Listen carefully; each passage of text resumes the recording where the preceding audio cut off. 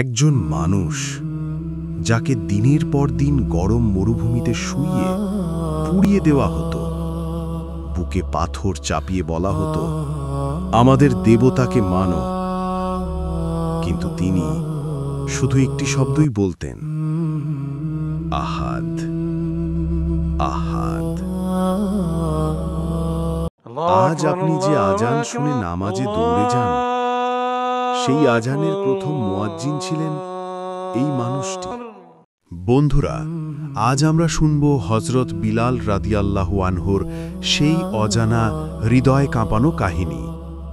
একজন দাস কিভাবে হলেন ইসলামের সবচেয়ে সম্মানিত ব্যক্তিদের একজন।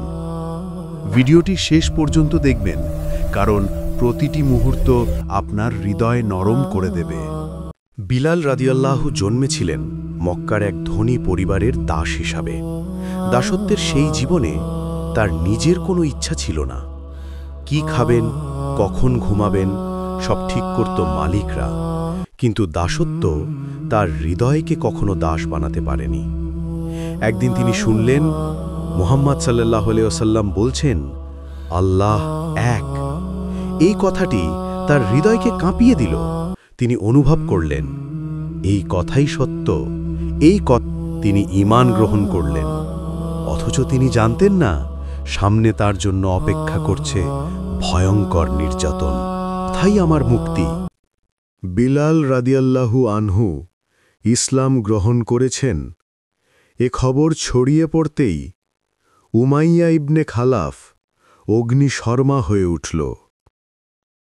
একদিন দুপুরে পুড়তে থাকা মরুভূমির বালুর ওপর তাকে টেনে এনে ফেলা হল। তার বুকের ওপর চাপিয়ে দেওয়া হল বিশাল পাথর। তারা চিৎকার করে বলতো, আমাদের দেবতাকে মানো।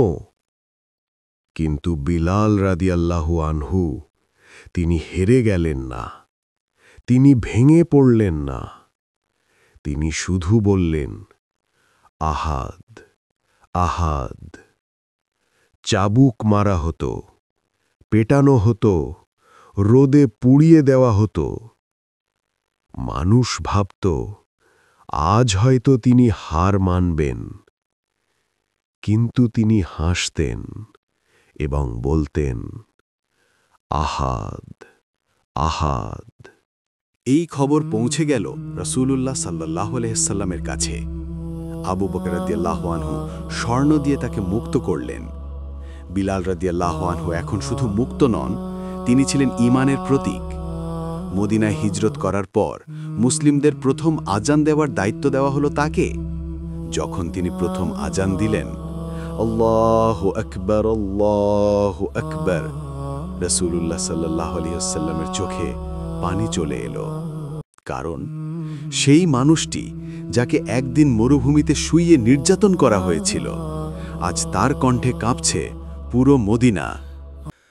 বিলাল রাদিয়াল্লাহু আনহু ছিলেন শুধু একজন মুয়াজ্জিন নন, তিনি ছিলেন ধৈর্য, ত্যাগ এবং ঈমানের জীবন্ত উদাহরণ।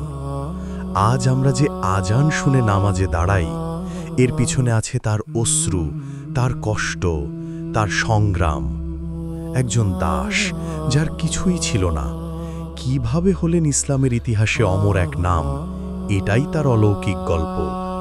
বন্ধুরা, যদি বিলাল রাদিয়াল্লাহু আনহু এর এই ত্যাগ আপনার হৃদয় ছুঁয়ে যায়, কমেন্টে লিখুন আহাদ, আহাদ। আর আমাদের টিয়ার্স অফ ইসলাম পরিবারের সাথে থাকতে লাইক, কমেন্ট, শেয়ার করুন এবং অবশ্যই চ্যানেলটি সাবস্ক্রাইব করুন।